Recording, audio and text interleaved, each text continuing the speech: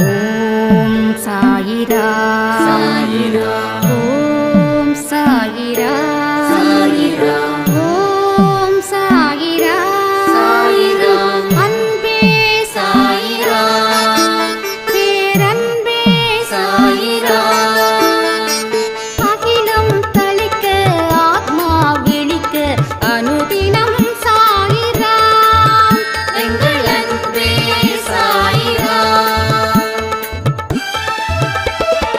ஒன்றே இறைவன் ஒன்றே பூமிக்கென்றும் சாயிரா சரணம் சாயிரா நன்றே செய்து வாழ்வோம் நாம் ஒன்றே செய்து வாழ்வோம் அன்பே சாயிரா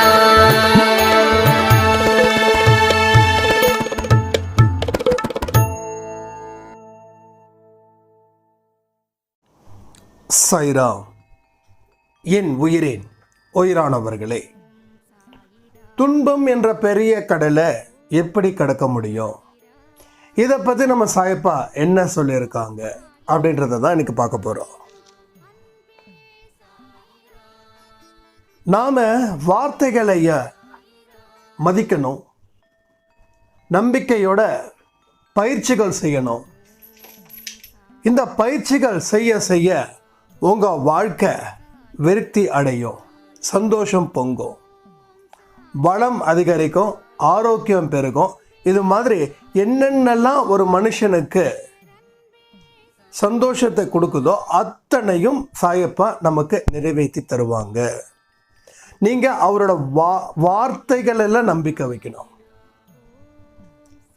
நீங்கள் சொல்லக்கூடிய வார்த்தைகள் அனைத்தும் ஒரு ஜாலத்துக்காகவோ இல்லை ஒரு அழகுக்காகவோ பேசுறது இல்லை. உங்களுக்கு உள்ள இருக்கக்கூடிய வலிமையை யோசிக்க வைப்பதாலையும் உங்களால் முடியும் அப்படின்றத நிரூபிக்க வைப்பதற்காகவும் தான் இத்தனை விதமான பேச்சுக்கள் உங்கள் காதுக்கு வந்து சேர்ந்துக்கிட்டே இருக்கு. அன்பே சாயில பொறுத்த வரைக்கும் ஒரு விஷயத்த நல்லா ஞாபகம் வச்சுக்கோங்க. உங்களுக்கு இல்லை எதுவும் அப்படின்றதுக்காக இல்லை, உங்ககிட்ட அத்தனையும் இருக்குது. அதை யோசிக்க வைப்பதற்கு தான் இத்தனை விதமான ஆடியோ. நீங்களும் வாழ்க்கையில் வெல்ல முடியும். நீங்கள் சாதாரணமான ஆட்கள் இல்லை. நான் நிறைய விஷயத்தை ப்ரூஃப் பண்ண முடியும். நீங்கள் சாதாரணமான ஆட்களே இல்லை. நீங்கள் ஒரு பலசாலி, நீங்கள் ஒரு திறமைசாலி. உங்களால் எல்லாத்தையும் ஆக்க முடியும். ஏன்னா உங்களுக்கு இருக்கக்கூடிய தகுதி, அந்த தகுதி என்னன்றதை நான் சொல்கிறேன். இந்த தகுதி உங்களுக்கு மட்டும்தான் இருக்கு. உங்கள் குடும்பத்தில் பாருங்க, ஒரு 4 பேர் 5 பேர் உங்கள் குடும்பத்தில் இருக்கிறாங்க அப்படின்னா உங்களுக்கு மட்டும்தான் அந்த தகுதி இருக்குது. அது என்ன தகுதின்னு யோசிக்கிறீங்களா? சொல்கிறேன், பொறுமையாக இருங்க. எல்லா விஷயத்துக்கும் முதல்ல பொறுமை இருக்கணும். என்ன சொல்ல வரீங்க, அதை சீக்கிரமாக சொல்லுங்க அப்படின்னா அது ஒரு ஃபாஸ்ட் ஃபுட்டு, சாப்பாடு சாப்பிட்ற மாதிரி. வேக வேகமாக சாப்பிட்டா வேக வேகமாக உலகத்தை விட்டு போய் சேர்ந்துடலாம். அப்போ அந்த தகுதி உங்களுக்கு அவ்வளோ சீக்கிரம் கிடைச்சிருக்குது. அதுவே மிகப்பெரிய தகுதி. அந்த தகுதிக்கு பின்னாடி ஒரு விஷயங்கள் இருக்கு. உன்னால அத்தனையும் உருவாக்க முடியும். எதை உருவாக்க முடியும்? எதை மற்றவர்கள் அழித்தார்களோ அதை நீ மறுபடியும் பல மடங்கு உருவாக்கி பெற முடியும். உங்களுடைய சந்தோஷத்தை ஒருத்தன் அழிச்சிருப்பான், உங்கள் செல்வத்தை ஒருத்தன் அழிச்சிருப்பான், உங்கள் குடும்பத்தை ஒருத்தன் அழிச்சிருப்பான், உங்களோட உணர்வுகளை ஒருத்தன் அழிச்சிருப்பான், உங்களோட மதிப்பை ஒருத்தன் அழிச்சிருப்பான். இது மூலமாக நீங்கள் வாழ்க்கையில் தலை குனிஞ்சு இருந்திருப்பீங்க. நம்ம வாழ்க்கையில் திறமை இல்லாத மனிதர்கள்னு நினச்சி நீங்கள் பல மனிதர்களை சந்திச்சிருப்பீங்க. அவங்களும் உங்களை திறமை இல்லாத மனிதர்கள், நமக்கு ஒரு அடிமை சிக்கிட்டான் அப்படின்னு அவங்களும் நினச்சிருப்பாங்க. மறுபடியும் உங்கள் வாழ்க்கை அடிமைத்தனத்தை நோக்கியும் அழிவை நோக்கியும் போய்கிட்டே இருக்குது. இது மூலமாக வாழ்க்கையில் விரக்தியின் மூலமாக நீங்கள் தகுதி இல்லாத மனிதர், திறன் இல்லாத மனிதர், சாமர்த்தியம் இல்லாத மனிதர், பொழைக்க தெரியாத மனிதர் அப்படின்னு பல பேர் சொன்னதால் நீங்கள் அதை உறுதிப்படுத்துகிறீங்க. அப்போ உங்களுக்கு இந்த தகுதி ஒன்று இருக்கு. அந்த தகுதியை நாம் என்ன பண்ணிட்டோம்? சுத்தமாக மறந்துட்டோம். அந்த தகுதியை மறந்ததால தான் நமக்கு என்ன செய்யறது ஏது செய்யறதுன்னு நமக்கு தெரியல. அந்த தகுதியை இப்போ நான் சொல்லக்கூடிய விஷயத்தின் மூலமாக நீங்கள் புரிஞ்சுக்கிட்டீங்கன்னா அந்த தகுதி இப்போவே உங்களுக்கு வந்துடுச்சுன்னு அர்த்தம். தகுதி வந்துடுச்சுன்னா அழிஞ்சு போன அத்தனையும் மறுபடியும் நாம் இங்கே நின்று பெற போகிறோம் அப்படின்னு அர்த்தம். அப்போ இதை நீங்கள் என்னைக்கும் எப்பையும் தக்க வச்சுக்கோங்க. இப்போ மட்டும் இல்லை, நான் சொல்கிறது இன்னைக்கு மட்டும் இல்லை, எப்பப்பெல்லாம் உங்களுக்கு பிறப்புகள் இருக்கோ அப்போல்லாம் இதை உங்கள் மனசில் தக்க வச்சுக்கிட்டீங்க அப்படின்னா இந்த வார்த்தைக்கு உயிர் இருக்குது, உண்மை இருக்குது. நம்ம சாயப்பா சொல்லக்கூடிய வார்த்தைகள் எத்தனை வார்த்தைகளும் அப்படின்னு உங்கள் மனசுக்குள்ளே பத்திரப்படுத்தி வச்சுக்கோங்க. யார் சொன்னா? தங்கத்தையும் வைரத்தையும் வீட்டோட டாக்குமெண்ட்டையும் தான் பத்திரப்படுத்திக்கணும். அது வெளியில் விட்டோம் அப்படின்னா திருடர்கள் திருடிட்டு போயிடுவாங்க அப்படின்னு. அது எல்லாமே நீங்களாக உருவாக்குனது. ஆனால் இது கடவுள் உருவாக்குனது. நாம் உருவாக்குறது அழிக்கவும் முடியும், ஆக்கவும் முடியும். இது நீங்கள் பூமியில் பிறந்ததுக்கப்புறம் நீங்கள் சேகரித்து வைத்த செல்வம். இந்த செல்வத்தை காப்பாற்றுவதற்கு நாம் போராடுறோம். ஆனால் உள்ளுக்குள்ளே இருக்கக்கூடிய ஆன்மீக சிந்தனைகளை, கடவுள் கொடுத்த சிந்தனைகளை, கடவுள் கொடுத்த ஊக்கத்தை, கடவுள் கொடுத்த வரத்தை நம்ம பாதுகாக்கவே இல்லை. அது வெறும் வெற்று வார்த்தைகள் அப்படின்னு அதை துச்சமாக நம்ம குப்பையில் தூக்கி போட்டுட்டோம். இதுதான் உண்மை. அப்போ இந்த ஆழமான விஷயங்களை நீங்கள் என்ன பண்ணணும்? தங்கத்தை விட பல கோடி மடங்கு உயர்ந்த விஷயங்கள் இது அனைத்தும். அப்போ இதை நீங்கள் எந்த அளவுக்கு பாதுகாப்பில் வச்சுருக்கணும்?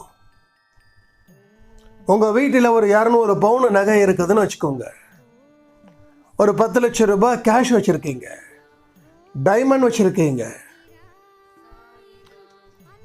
நீங்கள் ஒரு பாதுகாப்பு இல்லாத வீட்டில் வாழ முடியுமா? வீட்டை திறந்து போட்டுட்டு 10 நாளைக்கு சுற்றுலா போக முடியுமா? அப்போது வீட்டுக்குள்ளே இருக்கக்கூடிய பொருளுக்காக நம்ம வீடு பாதுகாப்பான வீடாக வச்சுருப்போம். 1க்கு 3 லாக்கு போட்டு வச்சுருப்போம். சிசிடிவி கேமரா வச்சுருப்போம். அலாரம் ஒன்று இருக்கு இல்லையா? முக்கியமான இடத்துல போய் நீங்கள் டச் பண்ணும்போது பீப் சவுண்டு வரும் இல்லையா? அது மாதிரி அந்த அலாரத்தை அலாட்டாக வச்சுருப்போம். எந்த நேரத்தில் வேணாலும் ஏதாவது திருட்டு பயம் நடந்துடுச்சுன்னா அது உடனே இன்டிமேட் பண்ணணும். ஸோ அத்தனை பாதுகாப்பை தாண்டி இன்னொரு பாதுகாப்பை கொடுத்துக்கிட்டே இருப்போம். ஆனால் கடவுள் கொடுத்த சிந்தனைக்கு யாரும் எந்த பாதுகாப்பும் கொடுக்கல. இதை நான் ஒரு விஷயத்த சொல்லி உங்களுக்கு புரிய வைக்கணும்னு நினைக்கிறேன். உங்களுடைய வார்த்தைகள், சாயப்பா சொல்லக்கூடிய வார்த்தைகள், உங்களுடைய வார்த்தைகள் சம்பந்தம் இல்லாமல் இருப்பதற்கு காரணம் சாயப்பா சொல்லக்கூடிய எந்த ஒரு வார்த்தைக்கும் பாதுகாப்பு வேலி நீங்கள் போடல. இப்போ உங்கள் வீட்டுக்குள்ளே இருக்கக்கூடிய நகைக்கும் துட்டுக்கும் டாக்குமெண்ட்டுக்கும் பாதுகாப்பு போட்டதால் அது திருடப்படாமல் இருக்கிறது.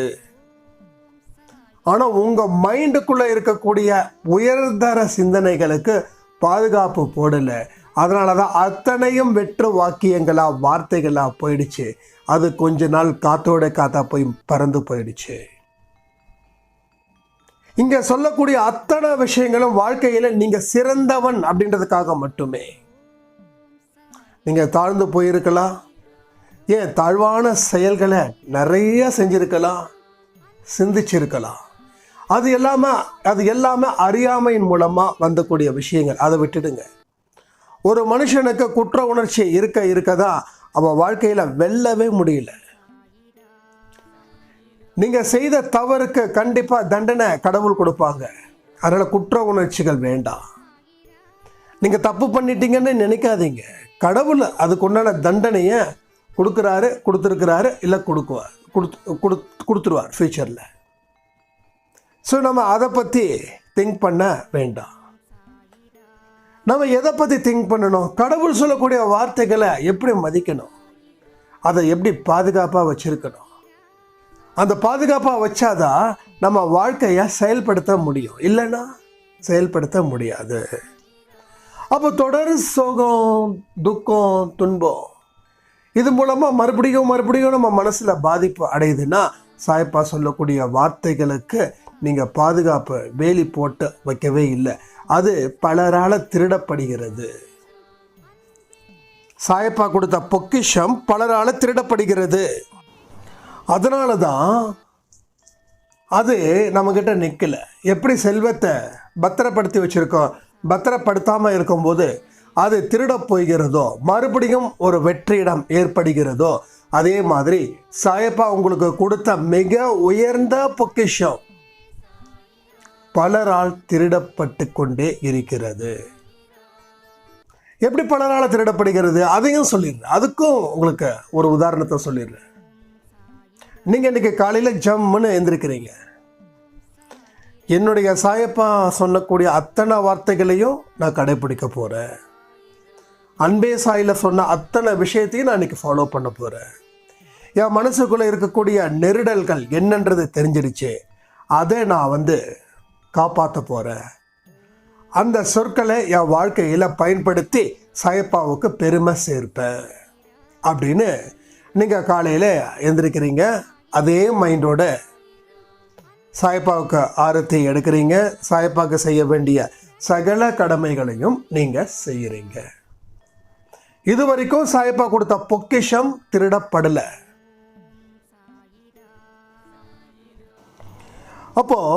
இப்போ ஒரு சிலர் வராங்க நம்ம வீட்டுக்கு உங்களை பற்றியான பலகீனத்தை நீங்கள் நிறைய சொல்லியிருக்கீங்க. உங்ககிட்ட வந்த உடனே நீங்கள் நல்லா ஃப்ரெஷ்ஷாக இருக்கீங்க. நான் எகைன் சொல்கிறேன், நல்லா ஆரோக்கியமாக இருக்கீங்க. மன அளவில் உடல் ஆரோக்கியத்தை தூக்கி போடுங்க, சரியாயிடும். மன ஆரோக்கியம் தான் ரொம்ப பெருசு. மனசு நல்லா இருந்தால் உடம்பு ஆட்டோமேட்டிக்காக நல்லா இருக்கும். செஞ்சு பாருங்கள், தெரியும். அப்போ இந்த மன ஆரோக்கியத்தை ரொம்ப பயங்கர ஆக்டிவாக இருக்கீங்க. இது எத்தனை பேருக்கு நடந்திருக்குதுன்றத கமெண்ட் பண்ணிங்கன்னா கொஞ்சம் ஈஸியாக இருக்கும். நல்ல பயங்கர ஆரோக்கியமாக இருக்கீங்க. அப்படியே வேகமாக நடக்கிறீங்க, வேகமாக போகிறீங்க. அந்த கண்ணில் இருக்கக்கூடிய ஒளி அத்தனையும் இருக்கு. இப்போது எதிரில் இருக்கிற ஒருத்தவங்க வராங்க நம்ம வீட்டுக்கு. என்னம்மா பண்ணுற அப்படின்றாங்க. இல்லை என்னப்பா பண்ணுறேன்னு கேட்குறாங்க. ஆணோ பெண்ணோ. இது மாதிரி இப்போ தான் காலையில் சாயப்பாவுக்கு சாமி கும்பிட்டு ஆரத்தி எடுத்த படைச்சேன் அப்படின்னு. ஏதோம்மா உன் கஷ்டம் இப்போயாவது தீருனா பரவாயில்ல. எவ்வளோ கஷ்டப்பட்ட, எவ்வளோ கண்ணீர் விட்ட, உன்னை போய் இப்படி ஏமாற்றிட்டாங்களே. உன்னோட செல்வம் அத்தனையும் போயிடுச்சு, உன் புகழ் அத்தனையும் போயிடுச்சு. ஏதோ இந்த பாபாவாவது உனக்கு நல்ல இடத்துல வைக்கட்டும். நீயும் இப்படி சாமி கும்பிட்டுட்டு தான் இருக்க, தொடர்ந்து ஏதோ கேட்குற, ஆனால் எதுவும் உனக்கு நல்லது நடக்க மாட்டேங்குது. உனக்கு ஏதாவது நல்லது நடந்துச்சுன்னா தான் நான் கொஞ்சம் நிம்மதியாக இருப்பேன் அப்படின்னு ஆரம்பிப்பாங்க. இது எத்தனை வீட்டில் நடந்திருக்குது. இது உங்களுக்கு ஆறுதல் தரக்கூடிய விஷயம் அப்படின்னு மட்டும் சத்தியமாக நினச்சிடாதீங்க. இதுதான் சாயப்பா உங்களுக்கு கொடுத்த பொக்கிஷத்தை அவங்க திருடிக்கிட்டு போகிறாங்க. நீங்கள் சந்தோஷமாக இருக்கிற நேரத்தில் இந்த மாதிரியான விஷயங்கள் உங்கள் மனசுக்குள்ள ஆறுதல் ஏற்படுத்துகிறதா நீங்கள் நினைக்கிறீங்க. இந்த அம்மா நல்லா எவ்வளோ பாவம், எப்படி பேசிட்டு போகிறாங்கன்னு இப்போ கூட சொல்கிறா. உங்களை ஒருத்தவங்க சூழ்ச்சி வலையில் சிக்குவதற்காக பேசுகிறாங்கன்னு நான் சொல்லலை. யாருக்கும் எதுவும் தெரிவது இல்லை. எப்படி பேசணும், எதை பற்றி பேசணும், எதை பற்றி பேசுனா ஆரோக்கியமாக இருக்கும் அப்படின்னு யாரும் அதை பற்றி பேசலை. இந்த அம்மா வந்து நேற்று ஃபுல்லாக ஏதாவது வந்து சீரியலில் இருக்கக்கூடியதை பார்த்துக்கிட்டு அதை ஒரு கேரக்டராக உங்களை கொண்டு வந்து அந்த கற்பனையில் உங்ககிட்ட பேசிட்டு போயிடுவாங்க. ஏன்னா அவங்க எந்த மாதிரியான சூழ்நிலைகள்லாம் மனமாக வச்சுருக்காங்கன்றது தானே வாழ்க்கை. இப்போ நாம் எந்த சூழ்நிலை வச்சுருக்கோம்? ஒரு அன்பான சூழ்நிலையில், ஒரு அமைதியான சூழ்நிலையில், ஒரு வெற்றிகரமான சூழ்நிலையில் நம்மளுடைய மனதை சுத்தப்படுத்தி வச்சுருக்கோம். அந்த திசையில் பயணங்களை மேற்கொள்கிறோம். இப்போ உங்ககிட்ட பேசுகிறவங்க எதிர் திசையில் பிரயாணம் மேற்கொள்ளக்கூடிய மனிதர்கள். அந்த எதிர் திசையில் அத்தனை நெகட்டிவிட்டியும் இருக்குது. ஏன்னா அவங்க அந்த சூழ்நிலையை அடாப்ட் பண்ணியிருக்காங்க. நீங்கள் அந்த சூழ்நிலையில் இருந்தீங்க. இப்போ உங்களுடைய சூழ்நிலையை மாற்ற முயற்சிகள் செய்கிறீங்க. ஆனால் அவர்கள் அதே சூழ்நிலையில் தான் இருக்கிறாங்க. இப்போ தான் சாயப்பா கொடுத்த உயர்ந்த பொக்கிஷங்கள் அனைத்தும் அந்த நபரால் திருடப்படுகிறது. இதுதான் உண்மை.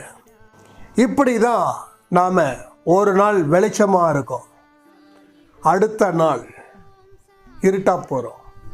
வெளிச்சமாக இருப்பதற்கு காரணம் உங்களை சுற்றி இருக்கக்கூடிய சூழ்நிலை. இருட்டாக அமைத்து கொள்வதற்கும் காரணம் உங்களை சுற்றி இருக்கக்கூடிய சூழ்நிலை. அப்போ இதில் இருந்து எப்படி வெளிவருவது? இதில் இருந்து எந்த இடத்துல வெளியில் வரணும்? வீட்டை மாற்றினா போதுமா? சரி, அதில் வந்து ஒரு 10% இல்லை 20% இல்லை சில பேருக்கு 50% கூட இருக்கலாம். அதுக்காக வீட்டை மாற்றுறதுன்றது எவ்வளோ பெரிய ப்ராஜெக்டு. சொந்த வீடுக்காரவங்க மாற்றவே முடியாது. வாடகை வீட்டுக்காரவங்களோ இந்த அட்வான்ஸை வாங்கி தான் அங்கே கொடுக்கணும், இல்லைன்னா அட்வான்ஸை ரெடி பண்ணணும். நாம் இருக்கிற அத்தனை பேரும் மிடில் கிளாஸ் ஃபேமிலி. திடீர்னு 1 லட்சம் ரூபாய் அட்வான்ஸ் வேணும். வீட்டுக்கு எடுக்க வேண்டிய பாத்திரம் அது இது எல்லாமே. ஆனால் கண்டிப்பாக வீட்டை மாற்றினா சூழ்நிலை மாறும். ஆனால் இல்லைன்னு சொல்லலை. ஆனால் அது எத்தனை பேருக்கு பயன்பெறும்? 100 பேரில் ஒருத்தவங்க ஜெயிக்கிறதுக்கு அன்பே சாய். 100 பேரில் ஒருத்தவங்க தோத்தாலும் நம்ம தோல்வியை அடைஞ்சிட்டோன்றது தான் என்னுடைய ரியல் ஃபீல். ஸோ காசு இருக்கிறவங்களுக்கான பரிகாரம், காசு இல்லாத இருக்கிறவங்க அவங்க அப்படியே தான் இருக்கணும் அப்படின்றதுக்காக சொல்ல வரல. அது மகா பெரிய பாவம். எல்லா மனுஷனும் ஒரே பெர்சன்டேஜில் பாஸ் ஆகணும். இதுதான் சாயப்பாவுடைய விருப்பம். அது என்ன பாஸ் ஆகணும்? 100க்கு 100 மதிப்பெண் எடுத்து பாஸ் ஆகணும். இங்கே அன்பே சாயில் ஏற்ற தாழ்வு அப்படின்றது எங்கேயுமே இல்லை. அது யாராக இருக்கட்டும், எப்படியா இருக்கட்டும், மாளிகையில் வசிக்கிறவங்களா இருக்கட்டும், இல்லை ஒரு ரோட்டில் வசிக்கிறவங்களா கூட இருக்கட்டும். ஒன்று சொல்லட்டுமா? அன்பே சாயில் இருக்கக்கூடியவங்க ரோட்டில் குடியிருக்கிறவங்களும் இருக்கிறாங்க. அந்த அளவுக்கு நம்ம அன்பே சாயில் எல்லா வித மனிதர்களும் சாயப்போட குழந்தைங்களா இருக்கிறாங்க. இதை நான் ரொம்ப சந்தோஷப்பட்டு சொல்கிறேன். இங்கே எல்லாருக்கும் ஒரே விதமான வழிகள் தான். இவங்க உயர்ந்தவங்க, அவங்க தாழ்ந்தவங்க அப்படின்னு கிடையாது. இப்போ நான் சொல்லலாம், நீங்கள் மேலே வீட்டை மாற்றுங்க. இருக்கிறவங்க மாற்றுறாங்க, இல்லாதவங்க என்ன பண்ணுவாங்க? அவங்க அப்படியே போயிடட்டுமா? அப்போது இதை மாற்றாமலே நம்ம என்ன செய்யலாம்? மனசை மாற்றிக்கலாம். அந்த மனசில் உயர்ந்த சிந்தனைகள் இருக்கிறவங்க கூட மட்டும் தொடர்புகளை ஏற்படுத்திக்கோங்க. அப்படி யாராவது எதிர் வீட்டில் இருந்து உட்கார்ந்து பேசுவதற்கு அவர்கள் வந்தார்கள் என்றால் அவசரமாக கிளம்புற மாதிரி ஒரு பாவலா பண்ணுங்க. அவங்கள திருப்பி அனுப்பிடுங்க. அவங்க கிட்ட பேசுனீங்கன்னா அவங்க உங்களுடைய செல்வத்தை கொள்ளையடித்து கொண்டு போவார்கள். ஒன்றும் இல்லை, இப்போல்லாம் வந்து ரயில்வே ட்ரெயினில் போனீங்கன்னா வினோதமான திருட்டுக்கள்லாம் நிறைய நடக்கும். நல்லா பார்க்குறதுக்கு அன்பாக இருக்கக்கூடிய மனிதர்கள் மாதிரி ட்ரெயினில் ஏறுவாங்க. வயசான பாட்டியோ தாத்தாவையோ குறி வைப்பாங்க. அவங்கக்கிட்ட தன்னோட குடும்பத்தை பற்றியும் பெருமையாக பேசிப்பாங்க. அப்போ அவங்க குடும்பத்தோட குடும்பமாக இணக்கமாகிற மாதிரி காட்டிப்பாங்க. அதுக்கப்புறம் தான் அந்த திருட்டு கும்பல் வேலையை ஆரம்பிக்கும். நாங்கள் சாப்பிட்றோம், நீங்களும் ஏதாவது சாப்பிடுங்கன்னு சொல்லி ஒரு மயக்கம் மருந்து பிஸ்கெட்டை கொடுக்குறாங்க. கொடுத்தவொடனே மயக்கம் போட்டு கீழே விழுந்துடுறாங்க பெரியவங்க. அந்த பெரியவங்களோட செயின், மொபைலு அது எல்லாத்தையும் அந்த கும்பல் கொள்ளை அடிச்சுட்டு போயிடும். கிட்டத்தட்ட இதுவும் அது மாதிரியான ஒரு திருட்டு தான். திரும்ப சொல்கிற, பொண்ணோ பொருளோ எதை போனாலும் மறுபடியும் வாங்கிக்கலாம். ஆனால் மனசில் இருக்கக்கூடிய ஆழமான நம்பிக்கை போயிடுச்சு அப்படின்னா அதை மறுபடியும் உருவாக்குறது அப்படின்றது பெரிய கஷ்டம். ஒரு கட்டின வீட்டை எத்தனை லட்சம் இருந்தாலும் நம்ம வாங்கிக்கலாம். ஆனால் அதே ஒரு இடத்த வாங்கி வீடு கட்டுறதுன்றது கட்டி முடித்த அத்தனை பேருக்கும் அது எவ்வளோ பெரிய கஷ்டன்றது தெரியும். அது மாதிரி தான் இதுவும். ஒரு ஹோட்டலில் சாப்பிட்றது ஈஸி, ஆனால் அதை சமைச்சு சாப்பிடும்போது இருக்கக்கூடிய நேர காலங்கள் இருக்கு இல்லையா, அதுதான். அப்போ நம்பிக்கை உங்களுக்கு ஒருத்தவங்க அழிக்கிறாங்கன்னா அதை உருவாக்குறதுக்கு மறுபடியும் கீழே இருந்து மேலே வரணும். இதுதான். அதனால தான் நம்ம அன்பே சாய் குடும்பத்தை பற்றி வெளியில் எந்த மனுஷனுக்கும், எனக்கு தெரிஞ்ச எந்த மனுஷனுக்கும் நான் சொல்லலை. சொன்ன என்ன பண்ணுவாங்க, விவாதம் பண்ணுவாங்க. அந்த விவாதத்துக்கு நாம் ஏன் இடம் கொடுக்கணும்? அதையும் மீறி 1-2 பேருக்கு தெரிஞ்சிருக்கு. அப்போ சொல்லுவாங்க, எங்கே அதை பற்றி பேசுகிறதுக்கு இல்லை, அது அன்பே சாய் கொடுத்த ஆடியோ அதோடு முடிஞ்சிடுச்சு. இப்போ நான் உங்கள் முன்னாடி நிற்கக்கூடிய உங்கள் உறவுகள் என்ன, உங்களுக்கு நான் தம்பியாக இருக்கேன்னா, அதாவது அன்பே சாய் குடும்பத்தில் இல்லை, அதை தாண்டி வெளியில் இருப்பாங்க இல்லையா, அவங்களுக்கு இந்த விஷயங்கள் ஏதோ லீக் அவுட் ஆகுது. லீக் அவுட் ஆனால் அந்த ஆடியோவை பற்றியோ அந்த அன்பே சாய் குடும்பத்தை பற்றியோ அது பேசாதீங்க. அதை அவன் வேற, இப்போ இருக்கிறவன் வேற. உங்களுக்கு எந்த விதமான டவுட்ஸ் இருந்தாலும் நீங்கள் ஃபாலோ பண்ணுறீங்களா பண்ணலையா இதை நான் சொல்ல மாட்டேன். நீங்கள் ஃபாலோ பண்ணி தான் ஆகணும்னு சொல்ல மாட்டேன். நான் சொல்கிறத கேளுங்கன்னு சொல்ல மாட்டேன். எனக்கு அந்த ஒரு போர்ஷன் அதோட முடிஞ்சிடுச்சு. அன்பே சாய் குடும்பத்தில் இருக்கிறவங்க கிட்ட எவ்வளோ நேரம் வேணாலும் நான் பேசுவேன், ஆடியோ கொடுப்பேன். ஆனால் வெளியில் இருக்கக்கூடிய தர்க்கவாதிகள் அவங்களோட கான்செப்டை பேஸ் பண்ணி நம்மக்கிட்ட சொல்லுவோம். ஏன்னா சாயப்பாவையே விவாதத்துக்கு அழைச்சாங்க. நம்மளாம் எந்த மூளை? இவங்கெல்லாம் அறிவாளிகளை காட்டுறதுக்காக நம்ம உணர்வுகள் மூலமாக விளையாடுவாங்க. அவங்களுக்கு பதில் கொடுக்க முடியாது. ஏன்னா நம்மளும் நிறைய விளையாடலாம். ஆனால் ஒரு உணர்வுகளை இருந்து எப்படி வெளியில் நான் உணர்வுபூர்வமாக சந்தோஷமாக இருக்கேன் அப்படின்னா என்னோட உணர்வுகளை நான் வெளிப்படுத்தக்கூடிய விதம் நீங்களும் அதே உணர்வுகளை இருந்தீங்கன்னா கேட்கலாம். ஆனால் உங்களுக்கு அந்த உணர்வுகள் இல்லாதப்போ நான் உங்ககிட்ட தொடர்ந்து 24 மணி நேரமும் பேசினாலும் அத்தனையும் வீண் பேச்சுகள், விவாதத்தை வளர்க்கும், அகங்காரத்தை அதிகரிக்கும். இதான நடக்க போகுது. அப்போ இந்த மாதிரியான விஷயத்துக்கு நான் சொல்கிறதே இல்லை. அப்போ உங்ககிட்ட என்ன பண்ணுவாங்கன்னா வாதம் செய்வாங்க. அந்த வாதத்துக்கு நாம் போயிடக்கூடாது. அந்த வாதத்துக்கு நாம் போயிட்டோம் அப்படின்னா நமக்கே தெரியாமல் சில விஷத்தை வச்சிடுவாங்க. அந்த விஷம் மோசமானதாக கொண்டு போய் சேர்ந்துடும். இப்போ எப்படி இந்த ட்ரெயினில் பெரியவங்களை இப்போலாம் வேறு மாதிரி ட்ரெண்டு. பெரியவங்களுக்கு நல்ல ட்ரைனிங் கொடுத்து திருட்டு பசங்க அனுப்பி வச்சிடுறாங்க. ஏன்னா இப்போ நான் ரீசெண்டாக பார்த்தேன், ஒரு வயசான பாட்டிமா நல்லபடியாக பேசி இருக்கிற அத்தனை நகையும் கொள்ளையடிச்சிட்டு போயிட்டுதான் நார்த் சைடில் ஒரு ஐ திங்க் ஒரு 6-7 மாதத்துக்கு முன்னாடி நினைக்கிறேன். ரொம்ப ஷாக்காக போயிடுச்சு. ஸோ இது மாதிரி செல்வத்தை சூறையாடுற மாதிரி நம்முடைய உள்ளத்தில் இருக்கக்கூடிய நம்பிக்கையும் சூறையாடுவதற்கு பல பேர் காத்து கொண்டு இருக்கிறார்கள். பல பேர், தெரிஞ்சவன் தெரியாதவன், பழகினவன் பழகாதவன், நல்லவன் கெட்டவன், அத்தனை பேரோ நம்மளுடைய செல்வத்தை சூறையாடுவதற்கு காத்து கொண்டு இருக்கிறார்கள். இதை மட்டும் ஒரு விழிப்புணர்வோடு வச்சுக்கோங்க. ஏன்னா இதெல்லாம் ஆழமாக பதியணும் உங்கள் மைண்டுக்குள்ளே. ஆழமாக பதிய தான் நாம் செல்வத்தை கரெக்டாக பாதுகாப்போடு வச்சுருப்போம். ஒரு சுற்றி திருட இருக்கான்னா நம்ம வீட்டில் தூங்க மாட்டோம். அதே மாதிரி தான் சாயப்பா கொடுத்த அத்தனை பொக்கிஷத்தையும் சூறையாடுவதற்கு பல பேர் தெரிஞ்சோ தெரியாமலோ அறிந்தோ அறியாமலோ பழகுனவனோ பழகாதவனோ நல்லவனோ கெட்டவனோ பல ரூபத்தில் காத்து கொண்டு இருக்கிறார்கள்.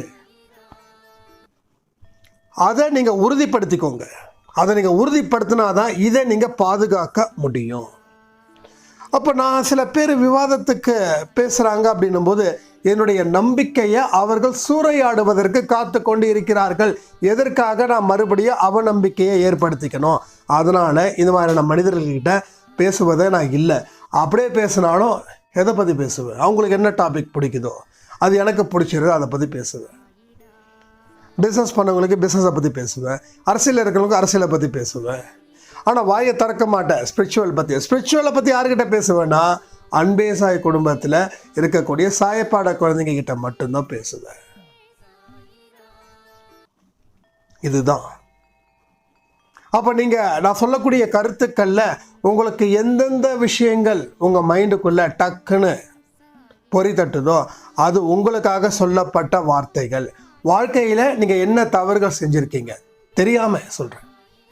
இதுக்கு முன்னாடிக்கு அத்தனைக்கும் மன்னிப்புகள் வந்தாச்சு, எந்த குற்றமும் மன்னிக்கப்பட்டது, அதற்குரிய தண்டனையையும் கடவுள் கொடுத்தாச்சு. அவ்வளோதான், கொடுக்கறதுக்கு ஒன்றுமே இல்லை. இனி புதுசாக தண்டனை தப்பு பண்ணால் தண்டனை கொடுப்பாங்கன்னு நினச்சிக்கோங்க. இதுக்கு மேலே தண்டனை இல்லைங்க, அடித்து சொல்கிறேன் இல்லை. ஏன்னா இங்கே சாயப்பாக்கிட்ட தேடி வந்திருக்கிறவங்களுடைய கண்கள் குளமாக நிற்குது, நான் பார்க்குறேன். அப்போ தண்டனை இருக்கிறதால தான் இந்த தண்டனையோட வீரியம் கண்டிப்பாக குறையும். வீரியம் குறைய குறைய கொஞ்சம் பெயின் அதிகமாக தான் இருக்கும். குறைஞ்சிடுச்சுன்னா பெயின் அதிகமாகி மறுபடியும் அந்த பெயினே இல்லாத மாதிரி நம்ம வாழ்க்கை மாறிடுவோம். இன்னும் பல வருஷத்துக்கு அப்புறம் நம்ம யோசிப்போம், எப்படிலாம் வாழ்ந்தோம்ப்பா, இப்போ எப்படி சூப்பராக இருக்கிறோம்ப்பா அப்படின்ற ஒரு தாட்டை நமக்குள்ளே சாயப்பா கொண்டு வந்து நிறுத்துவார்கள். நீங்கள் புரிஞ்சுக்க வேண்டியது ஒன்றே ஒன்று தான், நாம் தகுதியான மனிதர்கள். இப்போ அந்த பாயிண்ட்டுக்கு வரேன். இது எப்படி தகுதியான மனிதர்கள், என்ன விதத்தில் வித்தியாசப்பட்டு இருக்கோம்? நம்ம குடும்பத்தில் நாம தானே அறிவில்லாதவங்கன்னு சொல்கிறாங்க எல்லாரும், பிழைக்க தெரியாதவன்னு சொல்லுறாங்க, ஏமாந்த கோழின்னு சொல்கிறாங்க. அப்படி இருக்கும்போது எனக்கு என்ன தகுதி இருக்குது அப்படின்னு நீங்கள் கேட்குறீங்க இல்லையா? ஒரே விஷயத்த சொல்கிறேன், ஞானிகளோட கதைகளை கேட்பதும் அதற்காக நேரத்தை ஒதுக்கி நம்ம மனசில் நல்ல கருத்துக்களை விதைக்கிறதுக்கு இதுதான் மிக முக்கியமான தகுதி. உங்கள் வீட்டில் 4 பேர், அந்த 4 பேரில் நீங்கள் ஒருத்தவங்க விதிவிலக்கு, மீதி 3 பேரும் நியாயத்தின்படி நடக்கிறாங்களா அநியாயத்தின்படி நடக்கிறாங்களா? நல்ல டீப்பாக திங்க் பண்ணி கமெண்டில் கமெண்ட் பண்ணுங்கள். உங்கள் குடும்பத்தில் 2க்கு மேற்பட்டவர்கள் இருந்தீங்கன்னா எங்கள் வீட்டில் ஒன்றே ஒன்று தான், 2 கேள்வி தான், நியாயத்தின்படியா அநியாயத்தின்படியா? அதை மட்டும் கமெண்டில் கமெண்ட் பண்ணுங்கள். அநியாயம் அப்படின்னா ஒரு மனுஷனுக்கு எதிராக செய்யக்கூடிய அத்தனை விஷயங்களும் அநியாயமே. ஏதாவது ஒரு மனுஷனை திட்டிக்கிட்டே இருக்கிறதும் அநியாயம்தான். ஏன்னா நீங்கள் அந்த மனுஷனை திட்டல, அந்த மனுஷனுக்கு உள்ள இருக்கக்கூடிய கடவுளை திட்டுறீங்க. நம்மளாம் ஏன் இந்த மாதிரியான பேர் வச்சுருக்கோம்? நம்ம பேருக்கு பின்னாடி ஒரு சக்தி இருக்குது. அது கடவுள் பெயராக இருக்கலாம், இல்லை சந்தோஷத்தை கொடுக்கறதால சந்தோஷின் பேரும் இருக்கலாம். அப்போது சந்தோஷ் அப்படின்னா அதுக்கு பின்னாடி சந்தோஷம். என்னோட பேருக்கு உண்டான டெஃபினேஷன் நான் சொல்கிறேன். இது எந்த கடவுள் பேரும் எனக்கு தெரியாது. ஆனால் முருகன் அப்படின்னா அது முருகன், பெருமாள் அப்படின்னா பெருமாள், அது எல்லாருக்கும் தெரியும். ஆனால் கடவுளோட பெயரை மட்டும்தான் வைக்கணுன்றதும் கிடையாது. எது எதெல்லாம் நம்பிக்கையை ஏற்படுத்துதோ அது பேரையும் வைக்கலாம். அப்போ சந்தோஷ் அப்படின்றது சந்தோஷத்தை கொடுக்கக்கூடிய ஒரு ஒரு ஒரு வார்த்தை. அப்போது இந்த சந்தோஷுக்கு அறிவே இல்லை, சந்தோஷ் உருப்பட மாட்டான் அப்படின்னா நீங்கள் சந்தோஷம் அப்படின்ற ஒரு கேரக்டர்ஸை நீங்கள் திட்டிக்கிட்டே இருக்கீங்க. என்ன திட்டல, எனக்கு பேருக்கு வச்ச ஒரு சக்தி இருக்கு இல்லையா, அந்த சக்தியை நீங்கள் திட்டுறீங்க, அதை நீங்கள் வெறுக்கிறீங்க. அப்போ உங்களுக்கு என்ன ஆகும்? சந்தோஷன்றது கிடைக்காம போயிடும். இதுதான். அதனால தான் நான் சொல்லுவேன், யாரையும் திட்டாதீங்க. அப்போ தெரியாத பேர் கொண்ட மனுஷனை திட்டலாமான்னா அவனுக்கு ஒரு பேர் இருக்குதுன்றது உங்களுக்கு தெரியல. ஆனால் அவனுக்கு ஒரு பேர் இருக்குது. அந்த பேர் உங்கள் குலதெய்வத்தோட பேராக கூட இருக்கலாம். புரியுதா? நம்ம கண்ணுக்கு தெரிஞ்சுதான் சில விஷயத்த பண்ணுறோன்னு நினைக்காதீங்க. கண்ணுக்கு தெரியாத சில விஷயத்த பண்ணாலும் தப்பு தான். அப்போ இந்த நபர்கள் கொண்ட பெயரை நீங்கள் திட்டுறதால அந்த கடவுளுக்கு எதிரான மனுஷனா போயிடுறீங்க. அதனால தான் சொல்கிறேன், எந்த மனுஷனையும் திட்டாதீங்க. அந்த மனுஷனுக்குன்னு ஒரு வரலாறு இருக்குது, அவனுக்குன்னு இருக்கக்கூடிய பிறவிகள் இருக்குது, அவனுக்குன்னு இருக்கக்கூடிய கடவுள் உள்ளே இருக்காரு. நீங்கள் அந்த மனுஷனை திட்டுறதும் அந்த கடவுளை திட்டுறதும் ஒன்று. அப்போ அந்த விஷயத்தில் நம்ம தெளிவாக இருக்கணும். அதனால தான் நம்மளை யாரும் திட்டக்கூடாது. யாரையும் திட்டாதீங்க, எல்லாரையும் வாழ்த்துங்க, எதிரிகளை கூட வாழ்த்துங்க. இதனோட நுட்பம் உங்ககிட்ட பேசும்போது தான் எனக்கே தெரியுது. சீரியஸ்லி, நான் ஜோக்காக சொல்லலை. ஒரு மனுஷனை திட்டுறோன்னா அந்த மனுஷனுக்குன்னு ஒரு வரலாறு இருக்குது. பேர் வைப்பது அனைத்தும் கடவுள் முடிவு பண்ணக்கூடிய விஷயங்கள். இவன் இந்த கடவுளுக்கு சொந்தம், இவன் இந்த கடவுளுடைய தொடர்பில் இருக்கிறவன். அதனால் இவனை பற்றி யார் என்ன, இவன் திருடனா இருந்தாலும் இவனை பற்றி திட்டுனா அதுக்காக போலீஸ்காரவங்களாம் பாவமானா அப்படி கிடையாது. அவர்களோட டியூட்டியை அவர்கள் செய்கிறார்கள், அது பாவம் ஆகாது. தண்டிக்க வேண்டிய பொறுப்பு உங்களுக்கு இல்லை. ஒன்று காவல்துறைக்கு இருக்கு, அதை விட்ட கடவுளுக்கு இருக்கு, உங்களுக்கு இல்லை. அவர்கள் அவர்களுக்காக படைக்கப்பட்டவர்கள். ஒரு காவல்துறையோ நீதித்துறையோ ஏன் படைக்கப்பட்டுச்சு? கடவுளால. படைக்கப்படாமல் இருந்தால் என்ன ஆகும்? இன்னைக்கு அத்தனையும் கெட்டு போயிடும். அப்போ அவர்களுக்கு அந்த தண்டிப்பு நியாயமா இருந்துச்சுன்னா அவர்களுக்கு பாவம் சேராது. ஏன்னா நல்லவர்கள் வாழணுன்றதுக்காக தான் போலீஸ் துறையும் நீதித்துறையும். நல்லவர்கள் வாழக்கூடாதுன்றதுக்காக இல்லை. துறையை ஏற்படுத்தினதுக்கு காரணமே அந்த ஒரு விஷயத்துக்காக மட்டுமே. எத்தனையோ உயர்ந்த போலீஸ் கடவுள் மாதிரி இருக்காங்க. நான் பழகின 4-5 பேர் அவ்வளோ பக்காவான பர்சன்ஸ், மனசாட்சியின்படி தன்னுடைய கடமையை செய்யக்கூடிய மனிதர்கள் இருக்கிறாங்க. எல்லாரும் நல்லவர்களே. அவங்க சூழ்நிலை தான் சில நேரத்தில் ஒர்க் ப்ரெஷராக கூட இருக்கலாம். அதை விடுங்க, அது ஒரு பெரிய விஷயங்கள். ஏன்னா நம்ம நிறையா பேர்கிட்ட பேசியிருக்கோம். அவங்க ஒர்க்கில் இருக்கக்கூடிய ப்ரெஷரை பற்றி பேசும்போது கண்ணில் கண்ணீர் தான் வரும். நமக்கு ஒரு தீபாவளி, ஒரு பண்டிகை குடும்பத்தோடு இருக்கவே முடியாது. 24 மணி நேரமும் போலீஸ்காரங்களுக்கு டியூட்டி மட்டும்தான். அது மிகப்பெரிய விஷயமா இருக்கு. நம்மளாம் நைட்டு 8, 9 மணி 10 மணிக்கு தூங்கணும் அப்படின்னா அடுத்த நாள் காலையில் 6 மணி 7 மணிக்கு தான் எந்திரிப்போம். யாரும் எந்த தொல்லையும் பண்ண மாட்டாங்க. ஆனால் ஒரு போலீஸ் குடும்பத்தில் இருக்கிறவங்களுக்கு அவங்க மனைவி கிட்டேயோ குழந்தைங்க கிட்டேயோ கேட்டு பாருங்க. திடீர்னு ஃபோன் வரும், வாங்க ஸ்பாட்டுக்கு வாங்கன்னு. வர முடியாதுன்னு சொல்ல முடியாது, ஸ்பாட்டுக்கு வாங்கன்னு தான் சொல்லுவாங்களே தவிர வரீங்களான்னு கேட்க மாட்டாங்க. ஏன்னா அந்த துறை அப்படிப்பட்டது. உடனே போகணும். 2 மணி 3 மணி இப்போ தாண்டா தூங்கலான்னு நினைக்கிற நேரத்தில் உடனே டியூட்டிக்கு. அந்த டியூட்டி எங்கே இருக்கும்? ஏதாவது ரொம்ப தூரமாக இருக்கும். நம்ம பக்கத்தில் போயிட்டு வர மாதிரிலாம் இருக்காது. போனால் எப்போ வருவோன்னும் தெரியாது. சரியான சாப்பாடு இல்லாமல், சரியான தூக்கம் இல்லாமல், சில பெண் போலீஸுகள் இயற்கை உபாதைகளுக்கு படுற கஷ்டம். நான் ஒரு படம் பார்த்தேன், உண்மையிலே அழுதுட்டேங்க. உண்மையிலே அழுதுட்டேன். அது ஐ திங்க் வெப் சீரியஸாக இல்லை மூவியாக சரியாக தெரியல. ரொம்ப அழுதுட்டேன். அந்த பொண்ணு அந்த கஷ்டம், அந்த கேரக்டர் பண்ணும்போது சான்ஸே இல்லை. ஸோ அவர்களுக்கு அந்த பாதிப்பு வராது. புரியுது அவங்களுக்கு? அவருங்க ஒருத்தனை திருடனை போட்டு அடிக்கிறதால பாவம்லாம் இல்லை. அவன் திருடனா தண்டிப்பதற்காக கடவுள் அமைத்த மனிதர்கள் அவர்கள் அனைவரும். ஓகேங்களா? அதை நீங்கள் புரிஞ்சுக்கோங்க. அதில் யாரெல்லாம் நியாயமாக இருக்கிறாங்களோ, எந்தெந்த போலீஸ் நியாயமாக இருக்காங்களோ அவர்களுக்கு புண்ணியங்கள் நடக்கும். அநியாயத்தின் பேரில் நடக்கிறவங்களுக்கு அநியாயத்தின் படி என்ன நடக்குமோ அது நடக்கும். அது யாராலையும் தடுத்து நிறுத்த முடியாது. அப்போ தண்டிக்கிறவர்களுக்குன்னு உண்டான துறைகள் இருக்கிறதுனால அது பிரச்சனை கிடையாது. ஆனா என்ன பிரச்சனைனா, அடுத்தவன் மேல பாரத்தை போடுறதும் அடுத்தவன் மேல குறை சொல்றதும் மிகப்பெரிய பாவம். அது மாதிரி அநியாயமா நடக்கக்கூடிய மனிதர்கள் நீங்க கொஞ்சம் கொஞ்சம் மாறிக்கிட்டு இருக்கீங்க. ஆனா மாறாத மனிதர்கள் இன்னும் நம்ம வீட்டில் இருக்காங்க இல்லையா? அப்போ அவங்கள விட நீங்க தகுதி வாய்ந்த மனிதரா இல்லையா? ரெண்டாவது, அவங்கள விட நீங்கள் முனிவர்களோட கதையையும் சாயப்பாவுடைய கதைகளையும் நல்ல விஷயமும் உங்கள் காது கேட்க விரும்புதா இல்லையா?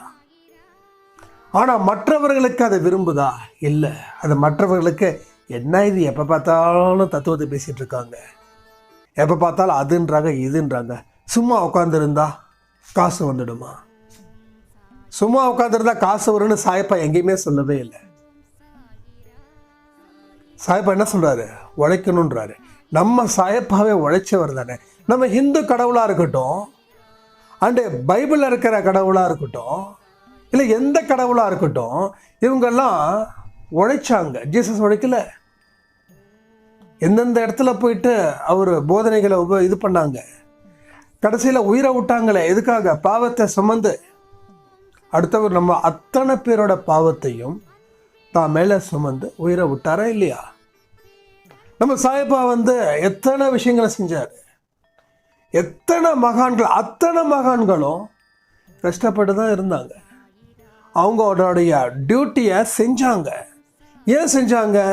மனுஷனாக இருக்கக்கூடிய நாம அதை செய்யணும் அப்படின்னு.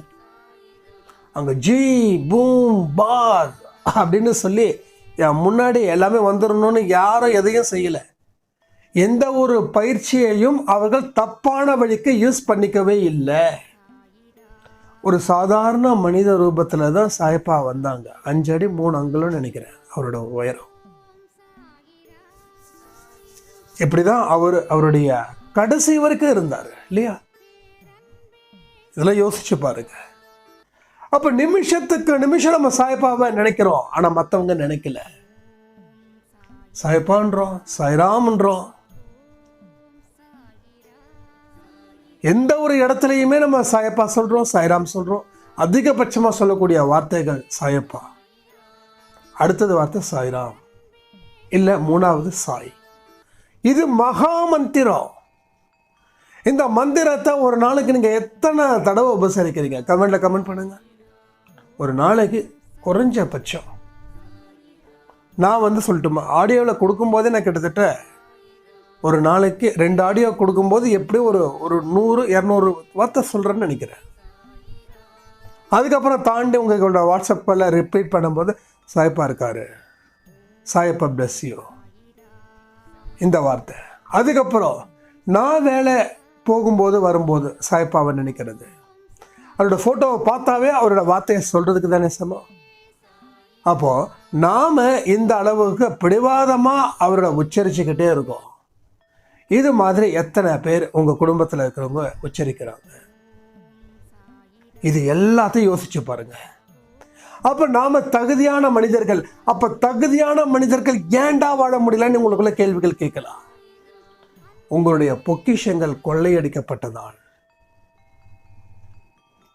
உங்களுக்குன்னு இருக்கக்கூடிய அடிப்படை செல்வம் இருந்தால் நீங்கள் சந்தோஷமாக இருப்பீங்க, வெற்றி பெற்ற மனுஷனாக இருப்பீங்க.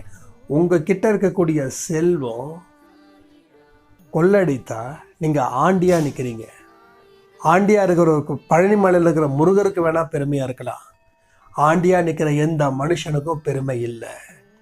நான் ப்ராக்டிக்கலான விஷயத்தை தான் நான் இங்கே பேசிகிட்டு இருக்கேன். கரெக்டு தானே?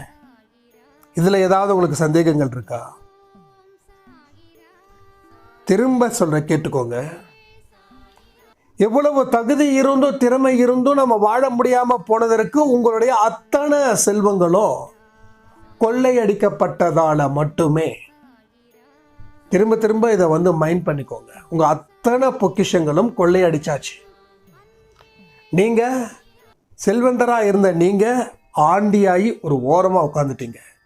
அதனால் உங்களுக்கு மதிப்பு இல்லாமல் போயிடுச்சு. அதனால் நீங்கள் வாழ்க்கையில் எந்த விதமான சாதனையை வெற்றியை பெற முடியாமல் போய்விட்டது. அப்போ இது எல்லாமே உங்களுக்கு உள்ளுணர்வுக்குள்ளே ஏற்படுத்தக்கூடிய வார்த்தைகள். நீங்கள் ஏன் கெட்டு போயிட்டீங்க, ஏன் நீங்கள் நல்லா வாழலை, எவ்வளவு சாயப்பா கிட்ட நெருக்கமாக இருக்கும்போதும் ஏன் அந்த அவருடைய பார்வை உங்கள் மேலே பட்டும் எந்த ஒரு விஷயமும் ஏன் செய்யலை அப்படின்னா, ஏற்கனவே உங்களுடைய அத்தனை விஷயங்களும் தொடர்ந்து கொள்ளையடித்து கொண்டே இருக்கிறது. அப்போ இது என்னதான் செய்யணும் அப்படின்னா, நிமிஷத்துக்கு நிமிஷம் அவரையே நினைங்க. இது ஒரு சிறு முயற்சி தான், ஆனால் பெரும் பரிசு. இது ஒரு அத்தியாயத்தை படித்த ஒரு ஞாபகம். சிறு முயற்சி ஆனால் பெரும் பரிசு. ஒவ்வொரு நிமிஷமும் அவரை நினைங்க. நினச்சிக்கிட்டே பூஜை பண்ண சொல்லலை. பூஜை பண்ணுறது மந்திரம் பண்ணுறதெல்லாம் வேற ஒருத்தவங்க, அது அவர்களுடைய தொழில். நல்லா புரிஞ்சுக்கோங்க. சில பேர் சொல்லுவாங்க, மந்திரம் சொல்லணுமா, இந்த மந்திரம் சொல்லிட்டேன், அந்த மந்திரம் சொல்லிட்டேன், நான் வரலட்சுமி பூஜைக்கு உண்டான மந்திரம் சொல்கிறேன், தன்வந்திரிக்கு மந்திரம் சொல்கிறேன், ஆரோக்கியத்துக்கு மந்திரம் சொல்கிறேன், ஆனால் எதுலேயும் நான் முழுமை பெறலை அப்படின்னு சில மனிதர்கள் கேட்குறாங்க என்கிட்ட. எப்படி ஒரு திருடனை அடிக்கிறதுக்கும் தண்டனை கொடுக்கறதுக்கும் ஒரு போலீஸ்க்கு கடவுள் நியமிச்சாங்களோ, அதே மாதிரி இந்த பூஜை பண்ணுறதுக்கும் மந்திரம் சொல்வதற்கும் சில மனிதர்களை கடவுள் அமைத்திருக்கார்கள். அவர்களுக்கு மந்திரம் சொல்லணும். நமக்கு அது சொல்ல வேண்டிய அவசியம் இல்லை. நீங்கள் சொன்னால் சொல்லுங்க, ஆனால் அவசியம் இல்லை. அப்போ என்ன சொல்லணும்? நம்ம சாயப்பாவை மனசில் நினைக்கணும். இருக்கிறதுலையே எளிய வழி இது ஒரு வழி தான். மந்திரத்துக்கு மனப்பாடம் பண்ணணும்னு மனப்பாடம் பண்ண வேண்டிய அவசியம் இல்லை. எது பெஸ்ட் மந்திரம்னு சொல்லி ஒவ்வொரு நாளும் தேட வேண்டிய அவசியமும் இல்லை. சாயப்பான்ற ஒரு வார்த்தை, சாயின்னு ஒரு வார்த்தை, அந்த வார்த்தையை நாம் தொடர்ந்து மனசில் சொல்லிக்கிட்டே இருக்க இருக்க இருக்க அத்தனையும் பறந்தோடிடும். எளிய பயிற்சி. ஆனால் நம்மக்கிட்ட இருக்க ஒரே பிரச்சனை என்ன தெரியுமா? எதெல்லாம் ரொம்ப சிம்பிளாக இருக்குதோ அதெல்லாம் கேவலமாக நம்ம நினைக்கிறோம். இதை நான் சொல்லலை, ஜென்ரலாக சொல்கிறேன். எதெல்லாம் ரொம்ப ரொம்ப சிம்பிளாக இருக்குதோ அதெல்லாம் பழைய சோறு. ஏன் பழைய சோறா எப்படி சாப்பிட்றீங்க? நமக்கெல்லாம் சூடாக சாப்பிட்டா தான் பிடிக்கும். ஆனால் பழைய சோறுக்கு இருக்கக்கூடிய மருத்துவ குணம் புதிய சாப்பாடில் கிடைச்சிடுமா? ஏன் இன்னைக்கு 40க்கு மேலே கை வலிக்குது, கால் வலிக்குது? நம்மளுடைய பிடிவாதம். அதாவது எளிமையாக கிடைக்கிறது, எளிதாக கிடைக்கிறது, மலிவாக கிடைக்கிறது, அத்தனையும் மலிவானவைகள்னு தூக்கி எறிகிறோம் நாம். ஒன்றும் இல்லை, கற்பூரவள்ளி செடி ரொம்ப உயர்ந்தபட்ச மூலிகை. நான் இந்த செடி வளர்க்குறதுல ரொம்ப இன்ட்ரெஸ்ட் காட்ட எவ்வளோ மூலிகைகள் நம்ம இருக்குது. இது எல்லாத்தையும் நம்ம பயன்படுத்துகிறதே இல்லை. ஒரு வீட்டுக்குள்ளே கருவேப்பிலை இருக்குது, கருவேப்பிலையை சாப்பிட்றவங்க ரொம்ப கம்மி, கருவேப்பிலையை தூக்கி போடுறவங்க ரொம்ப அதிகம். நாங்கள் கருவேப்பிலைலாம் சாப்பிடலாமா? அதெல்லாம் நான் சாப்பிட மாட்டேங்க. இது பெருமையாக வேற பேசிப்போம். ஆனால் கருவேப்பிலைக்கு இருக்கக்கூடிய மருத்துவ தன்மைகள் எவ்வளோ பெருசு தெரியுமா? எனக்கு சாய்டாடுன்னு ஒரு சேனலில் ஹெல்த் சம்மந்தப்பட்டதை போடலான்னு யோசிக்கும் போது டைம் பற்றாக்குறையாக இருந்தது. அதனால தான் சரியாக பண்ண முடியல. ஏன்னா ஆரோக்கியம் இங்கே அத்தனை பேருக்கும் இல்லாமல் போயிடுச்சு. ஒரு மனுஷனுக்கு கூட ஆரோக்கியன்றது இல்லை. 25 தாண்டுனா ஏதாவது ஒரு வழி. 25க்குள்ளேயே இப்போ ஆரோக்கியம் கெட்டு போயிடுச்சு. 10-12 வயசில் குழந்தைங்களுக்கு சொத்தப்பல்லு வந்துடுது. நைட்டு ப்ரஷ் பண்ணணும்னு சொல்லி எந்த தாய்மார்களும் சொல்கிறது இல்லை. அந்த தாய்மார்கள் செய்கிறதும் கிடையாது. நைட்டெல்லாம் பல்லு வளர்க்கணுமா? ரொம்ப டயர்டாக இருக்குது. காலையில் பல்லு வளர்க்குறோம். காலையில் பல்லு வளர்க்குறது வேஸ்ட்.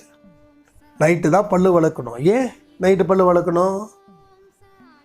வாயை மூடிக்கிட்டு தானே தூங்குறோம். வாயை மூடும்போது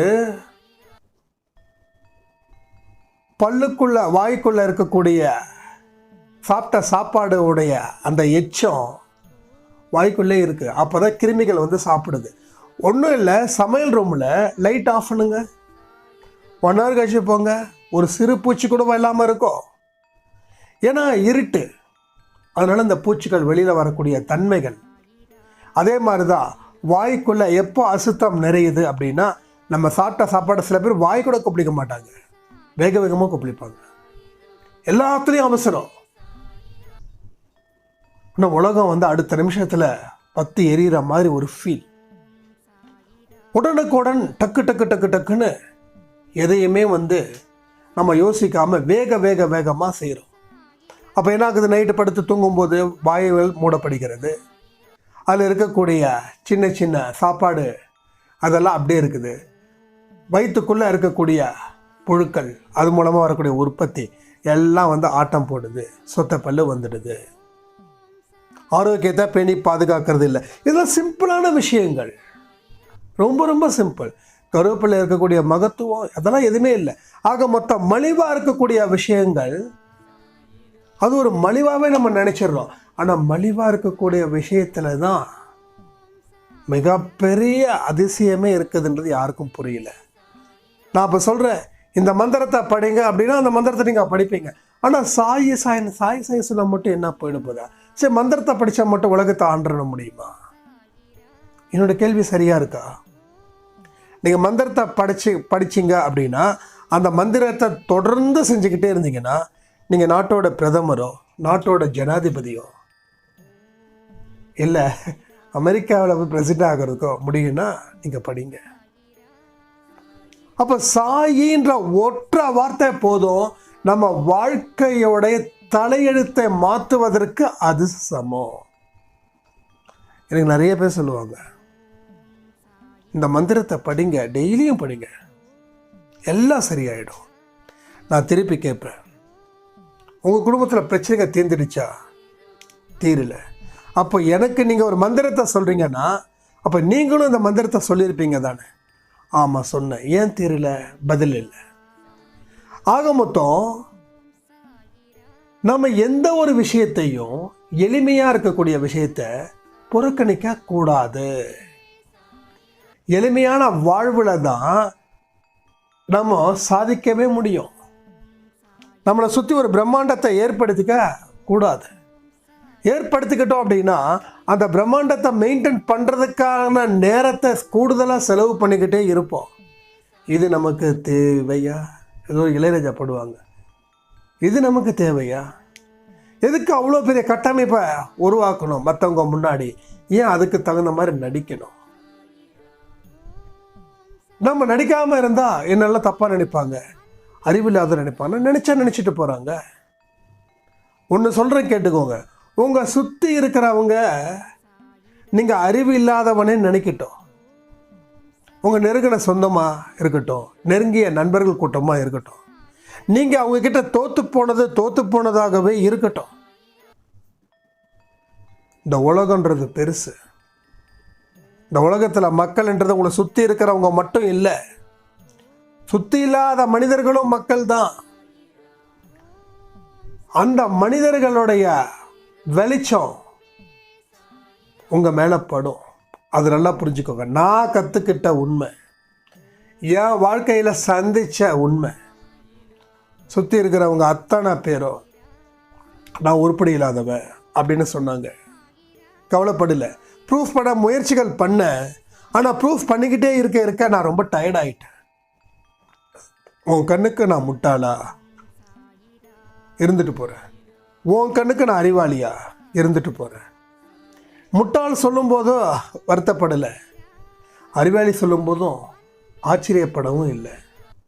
ஏன்னா கடவுள் கொடுத்தது, அவர் எப்போ வேணாலும் கொடுப்பார், எப்போ வேணாலும் எடுப்பார். கொடுக்கும்போது ஆஹா ஓஹோன்னு இருந்தால், எடுக்கும்போது ஒரு மூலையில் கண்ணீர் விட்டு தானே அழுவணும். அதுதானே வாழ்க்கை நமக்கு கற்றுக் கொடுத்த பெரிய பாடம். வாழ்க்கை கற்றுக் கொடுத்த பாடத்தை சரியாக படிக்கலைன்னா வாழ்க்கை வாழவே முடியாமல் போயிடும்.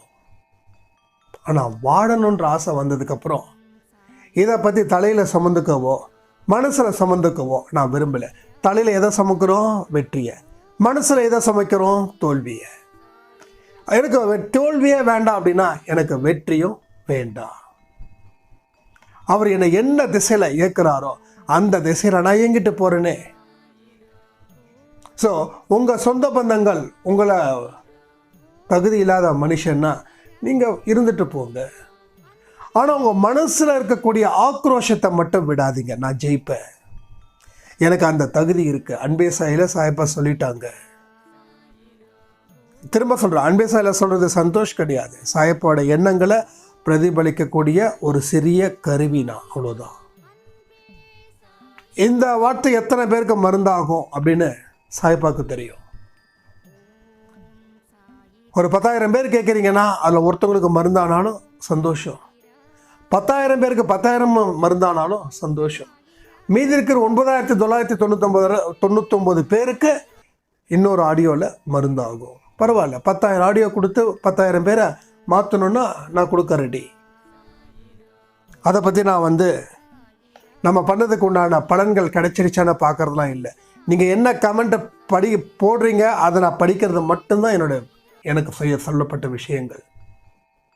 எதை பற்றியும் கவலை இல்லை, எதை பற்றியும் அக்கறை இல்லை. ஏன்னா அத்தனை டைரெக்ஷன்ஸும் சாயப்பா கிட்டேருந்து வரக்கூடிய வார்த்தைகள் தான். அன்பேசா என்ற குடும்பத்தை நீங்கள் எல்லாரும் சேர்ந்து பாதுகாத்து அதை நல் வழிக்கு கொண்டு போங்க.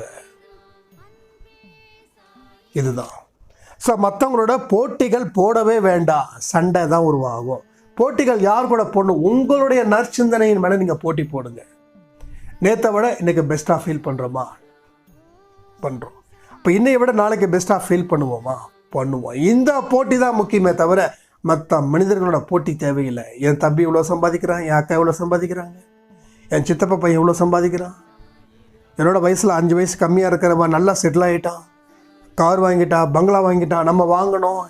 இந்த போட்டிகள் போட்டிங்கன்னா கடைசி வரைக்கும் நிம்மதின்ற ஒரு மிகப்பெரிய சொத்தை நீங்கள் இழந்துடுவீங்க.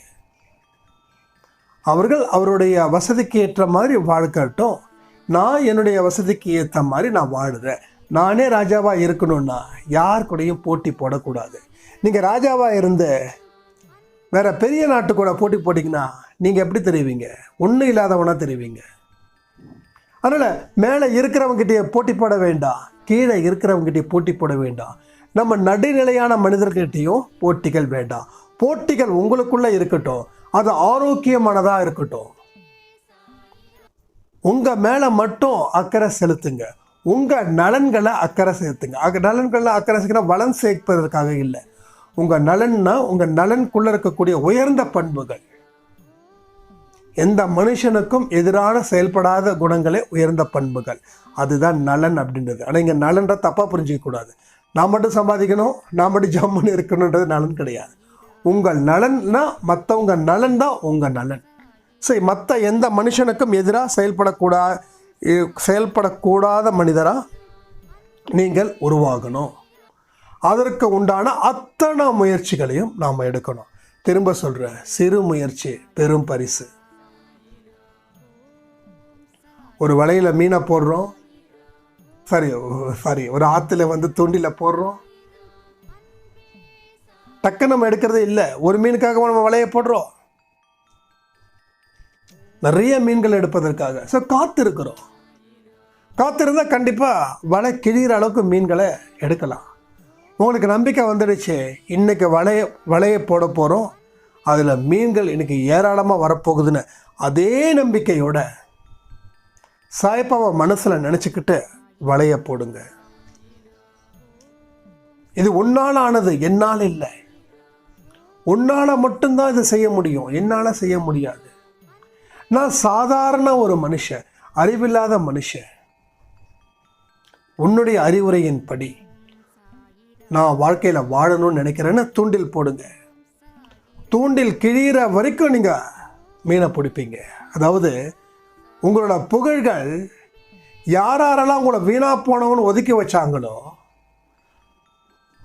அவங்க கண்ணு கூசுற அளவுக்கு நீங்கள் வாழ்க்கையில் வாழ போகிறீங்க, சாதிக்க போகிறீங்க. இதெல்லாம் உங்களுக்கு கடவுள் கொடுத்த பொக்கிஷங்கள், செல்வங்களை நிறைய கொடுத்துருக்காரு இன்னைக்கு இந்த ஆடியோ மூலமாக. இதை பத்திரப்படுத்திக்க வேண்டிய பொறுப்பு சாயப்பாவோட குழந்தைங்களது. அளவில்லாத ஆனந்தமும் சந்தோஷமும் பெறக்கூடிய காலத்தில் நாம் இருந்துக்கிட்டு இருக்கோன்றது தான் உண்மையும் கூட, சத்தியமான வார்த்தைகளும் கூட. இந்த வார்த்தைகளுக்கு உயிர் இருக்கு, உணர்வு இருக்கு. ஏன்னா இது செத்துப்போன வார்த்தைகள் இல்லை, சாயப்பா கிட்ட இருந்து கொண்டு வந்த வார்த்தைகள். இதுல எங்கேயாவது தவறுகள் இருந்துச்சுன்னா நீங்களே சுட்டி காட்டுங்க. எந்த தவறுகளும் இல்லை, இதை நான் ஒத்துக்கிறேன்னா வாழ்க்கையில் இன்னைக்கு இப்போவே கடைப்பிடிங்க. எந்த ஒரு காரணத்தை கொண்டும் இதை நம்ம தள்ளி வைக்க கூடாது. நீங்கள் எந்த தொழிலில் இருந்தாலும் அந்த தொழிலை மதியுங்க. அந்த தொழில் செய்யும்போது சாயப்பாவை மனசில் நினைங்க. அடிக்கடி ஒரு வார்த்தையை நீங்கள் இனிமேல் சொல்லுங்க, அன்பே சாய். நம்ம குடும்பத்தை பெரிய சொல்கிறீங்க அப்படின்னு சந்தோஷப்படலாம். எஸ், அது ஒரு பெயர் கிடையாது, அது ஒரு அன்பான வாசகம். அன்பே சாய். நீங்கள் அந்த அன்புல தான் சாய் இருக்காரு, புரிஞ்சுக்கிட்டீங்களா? அப்போ அந்த அன்பை யார்கிட்ட கொடுக்கணும்? முதல்ல உங்கள் மேலே நீங்கள் அன்பு செலுத்தணும். அடுத்தது அடுத்த மனிதர்கள் மேலே நீங்கள் அன்பு செலுத்தணும். உங்கள் மேலே மட்டும் அன்பை செலுத்திக்கிட்டு மற்றவங்க மேலே வெறுப்பை வைக்கக்கூடாது. இல்லை, மற்றவங்க மேலே வெறுப்பை வச்சுக்கிட்டு உங்கள் மேலே மட்டும் அன்பை செலுத்தக்கூடாது. ரெண்டு விதமான விஷயங்கள் தான். மற்றவங்க மேலே அன்பை காட்டுவோம், நம்மளை நாம் வெறுத்துப்போம். இது ஒன்று. இல்லைன்னா நம்ம மட்டும் அன்பாக வச்சுப்போம், மற்றவங்க மேலே வெறுப்பு வச்சுப்போம். இதை ரெண்டும் கூடவே கூடாது. அப்போது அந்த அன்பே சாய்ன்ற ஒரு வார்த்தை ஒரு தாரக மந்திரம். இந்த வார்த்தை மேலே இருந்து வந்தது. ஏன்னா நம்ம அன்பே சாய் அந்த நம்ம யூடியூபுக்குன்னு சொல்லி சேனல் வைங்க, நேம் வைங்கன்னு சொல்லும்போது ஏதோ ஒரு வேற ஒரு நேமில் இருந்தது, ஷீரடி சாய்பாபா என்னமோ சம்திங் இருந்தது. அதுக்கப்புறம் அடுத்த ஒரே மாதத்தில் இந்த வார்த்தை நமக்கு கிடைச்சது, அன்பு. அன்பு தான் வாழ்க்கையை மாற்றும், தனிப்பட்ட மனுஷனோட வாழ்க்கையை மாற்றும். இந்த உலகத்துக்கு சமாதானத்தை ஏற்படுத்துவதும் இந்த அன்பு மட்டுமே. அன்பானவர்கள் மறையவில்லை, மறைந்தாலும் அவர்கள் வாழ்ந்து கொண்டுதான் இருக்கிறார்கள். இன்னைக்கு சூரியனோ சந்திரனோ பலனை எதிர்பார்த்து உதிக்கிறது இல்லை. தன்னுடைய கடமையை சிறப்பாக செய்வதன் மூலமா அது பெருமை கொள்கிறது. அதே மாதிரி நாம நம்மளோட கடமைகளை சிறப்பாக செய்வோம். வேற எந்த பலனையும் எதிர்பார்க்காம செஞ்சாதான் அதுக்கு உண்மையிலேயே பலன் ஜாஸ்தின்றதை புரிஞ்சுக்கோங்க. நம்ம எல்லா கடவுளோட படைப்பு. ஒரு சூரியனை எப்படி படைச்சாரோ, சந்திரனை எப்படி படைச்சாரோ, அதே மாதிரி மனுஷனுக்குள்ள இருக்கக்கூடிய ஆத்மாவையும் படைச்சாரு. எப்படி சூரியனுக்கு அழிவு இல்லாமல் இருக்கோ, மனிதனுக்கும் அழிவுகள் இல்லை. அவன் இறந்தால் அடுத்த உடலில் அவனோட ஆத்மா டிராவல் பண்ணுது. ஆனால் ஒரு விஷயம், மனுஷனோட மகத்தான சக்தி என்ன அப்படின்னா, மனுஷன் நல்லபடியா வாழ்க்கையை வாழ்ந்தானா அவனுக்கு நிரந்தரமான ஓய்வு, ஆத்மாவுக்கு விடுதலை கிடைக்குது. ஆனால் சூரியனுக்கோ சந்திரனுக்கோ கடைசி வரைக்கும் அது இயங்கிக் கொண்டே தான் இருக்கணும். மனிதன் நினைத்தால் பிறப்பை குறைக்கலாம், பிறவாத நிலையை அவன் அடையலாம். அதுதான் நம்மளுடைய அடிப்படை லட்சிய நோக்கமாக இருந்து நம்ம வாழ்க்கையில் சாதிக்கணும். இப்போ சொல்லுங்க, செல்வம் பெருசா, சாயப்பா கொடுத்த வார்த்தைகள் பெருசா?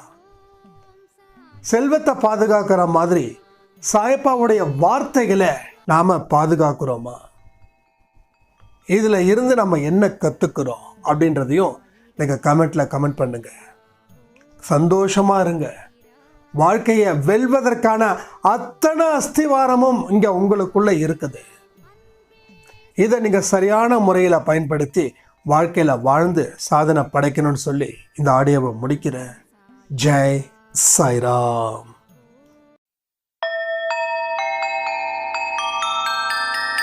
ஓம் சாயிரா. சாயிரா.